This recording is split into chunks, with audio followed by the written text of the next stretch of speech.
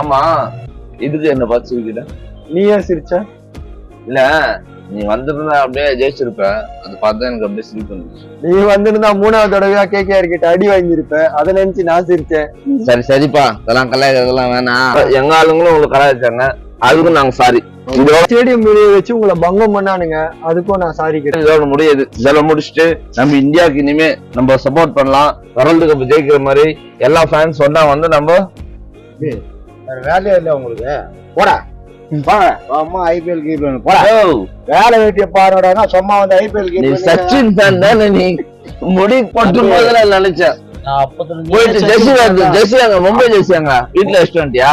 வீட்டுல வச்சு 19 போங்கடா, போய் வேலை வெட்டி பாருங்க. இவரு இப்படிதான் நம்ம அடுத்த ஐபிஎல் கபில் தேவால யாரா உள்ளே இருக்கு? கபில் தேவாலா, சச்சின்